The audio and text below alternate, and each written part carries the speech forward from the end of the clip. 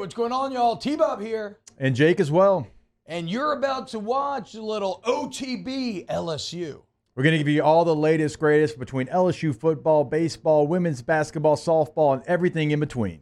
Bottom line, if you want to talk Tigers, keep it locked, subscribe, like it, and we hope you enjoy. The big news of the day was on the high school front as 5-star plus Ryan Williams decommits from Alabama. He plans on visiting LSU, I believe this weekend is when he's coming in. He's also going to...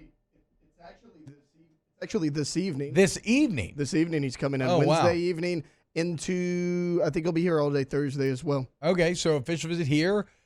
He's also taking trips to revisiting Bama with the new staff, which is a very strong staff. Kalen DeBoer got another big hire yesterday. Just taking head coaches. Just snagging head coaches, dude. I kind of like it, though, because it shows you that Kalen DeBoer is actually liked by his peers. You know what I'm saying? Oh, yeah. It reminds me of when Ron Burgundy blows the conch to assemble the news team. Like, they all got dispersed. Yes. They all start doing different things. And now Kalen DeBoer's like, oh, guys, this is our chance. Get in. And everybody's like, okay, we're in, dude. So I like DeBoer and company, but whatever. So he's going to revisit them. He's going to take trips to Texas and to Auburn. And this is who said, quote, everything is neck and neck. And he said, and neck, which is funny, but I get that. I do that stuff all the time. I need someone to excel and take the throne. Don't love the quote, but he is wide receiver. He's the top uncommitted recruit in the entire country, and he would be the highest rated player in LSU's class were they to land. Any thoughts on Ryan Williams, guys?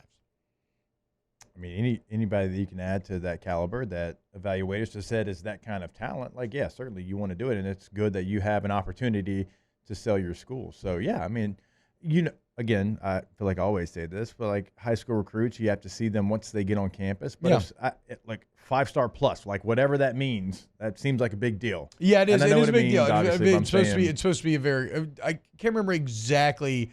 I read it the other day. Do you remember exactly what the plus means, Taylor? It doesn't really matter that much. It means what you think it means.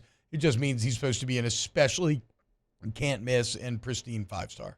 I almost feel like, and I could completely be making this up. I feel like I saw somewhere like if it's a 5-star plus, almost like NFL prospect kind of like. Yeah, well, I mean, this guy is going to make. But the even NFL, even like normal 5-stars, like I want to say, okay, so I'll always remember my scouting report on Rivals. And it was a 4-star, and it was like whatever number I had equated to 3-year starter in college, potential NFL guy. And I always think, I'm like, well, yeah, hey, they were pretty spot on. 3-year starter in college and kind of flirted with the league, almost made it, didn't. So I was like, okay, that's a pretty good breakout. I think 5-stars they generally think will make the NFL. And plus, yes, like maybe it's like potential first-round pick or something along those lines. Yeah, so it's never going to be a bad thing that – you know, you're getting someone like that. No, campus, you go for it. You go for it. I mean, the quote's a quote, whatever, dude. Like, you go for it. You try to get this guy, obviously. We'll see, though. You're going to have a lot of competition, and, you know, if it becomes a bidding war, maybe you allocate your resources elsewhere because you like how you're at a receiver. We'll see how this all plays out over time. And more than any school in the country, you can sell receiver. More than Ohio State. Yes. More than USC, more than wherever you want to pick. You've got 2 of the best in the NFL, 2 of the top 5 in the NFL. You have 2 All-Americans from this team. You can go back, and we know the history of LSU receiver. But, like, just think about not only on the field but off the field what Chase and Jefferson have done. And think about Malik Neighbors and where he's at and Brian Thomas. Like, you have the ability to sell receiver, I think, more than anybody. I mean, the lineage speaks for itself, like Jake's talking about.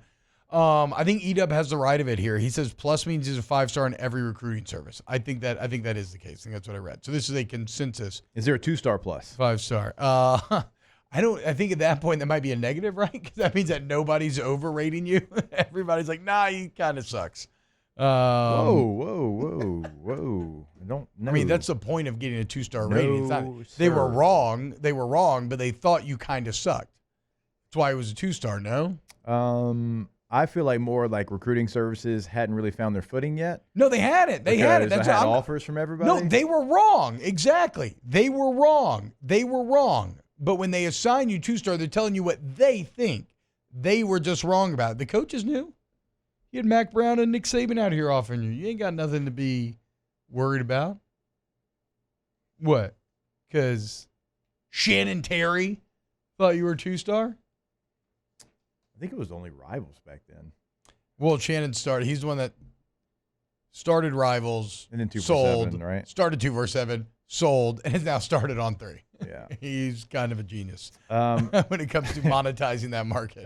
gosh, the fact that he's 3 and they're all still living is pretty amazing too. A little update on one of the transfer portal recruiting stories that we talked about. We talked about Jabbar Muhammad from Washington, all Pac-12 player from the state of Texas. Maybe, just maybe, LSU would be interested because of their need at corner. He set up 2 visits, one, of course, to Alabama, where Kalen DeBoer is, and then the other to Texas, where he actually had a really good game against them in the Sugar Bowl.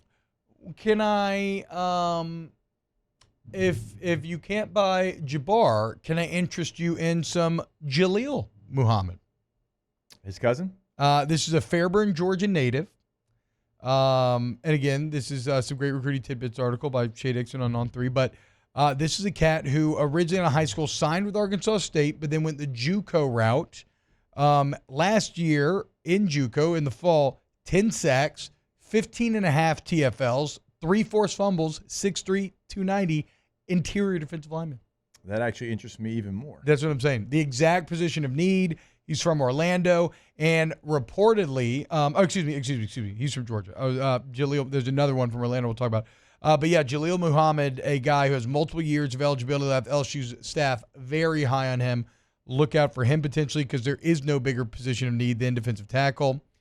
And another DT, DeAndre Robinson, who was a 4-star who signed with Texas in December, but is now, Jake, trying to get out of his letter of intent because, well, he committed to Bo Davis, right? And, that's who he wanted to play for. This guy's a top 300 cat, rated, I think 166, right there in the middle, top 15 defensive tackle. And if he is freed out of that letter, which they expect that he will, he'll choose between LSU and Florida. So, a couple names starting to crop up.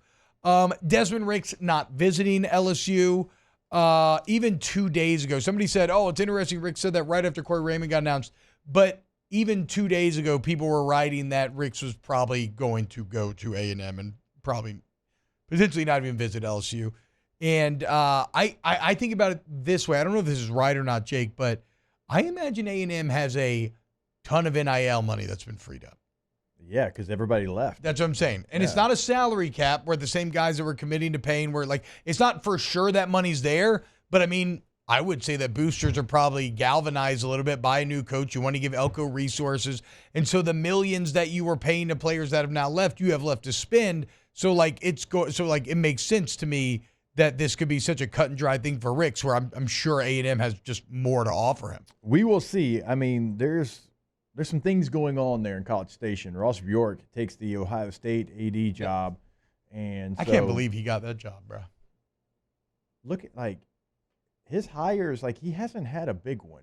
No, he's done awful. Matt Luke, yeah, Kermit Davis, yeah, gave Jimbo an extension. Yeah, we don't know about Elko yet. He was there obviously his for coaching search was so apparently. And he's hired a good baseball coach, but you know what? Ohio State doesn't give a damn about baseball. You know me. I thought all the Stoops A&M talk was a lot of Sexton BS, but again, and how these things work. Apparently, I was talking to Staples yesterday, and he firmly believes, and I guess Lucci would be the one to get to confirm this, that Ross Bjork wanted to hire Stoops. Yeah. And brought it to the board, and the board was like, what? And which is a correct reaction, but that was a bungled coaching search. Bro, you can't tell me that you think Stoops would do better. What does Mike Elko, besides being there on his resume, have over Stoops? Shoot, we might have to check resume. He might have more wins over SEC teams that finished with winning records. I don't know, dude. You only got to get to 3. You don't remember. He might have stumbled into 3 at Duke somewhere. You don't even remember those old Jefferson Pilot Kentucky teams and where that program was, do you? He beat 5-3 South Carolina one year and 5-3 Florida one year. Anyway, we don't need to make the Stoops thing. The point is, he even bungled the coaching search. Mm-hmm. He felt like he had his guy. His board just said no. Yeah, but that's clunky. That's bad business. That's not how an elite does it. And so here you have this guy who's done nothing good on the hiring front in Ross Bjork or anything like that, but He now takes over Ohio State, one of the most prestigious universities in the entire country. Gene Smith's been there for 20 years, one of the most legendary ADs in the entire country. I get it because Ross Bjork is a genius fundraiser, obviously, right? You know, And money rules all. Ross Bjork played? Yeah. Fullback. Wow. That would explain why he's making such dumb choices. You know a position Kane Womack played? Fullback. Fullbacks are really back. That explains why. I'll say this. That explains why he wanted Mark Stoops. I mean, all y'all done hit yourself in the head a few too many times. Bring grit to your team. Old passive ass Texas. Yeah. Bring grit and 8 wins. They got grit. They got Tommy Moffitt, bro. I want to be worried about toughness and grit. Well, that wasn't before though. That didn't happen then. No, I'm saying, but you can get that grit without getting the full Stoops experience. Wow, Jake, what incredible takes. I mean, those guys, they're just the best. I think so. And if you think so, again, hit the like button, subscribe, ring the bell so you get notifications when we post every single day here on OTB LSU.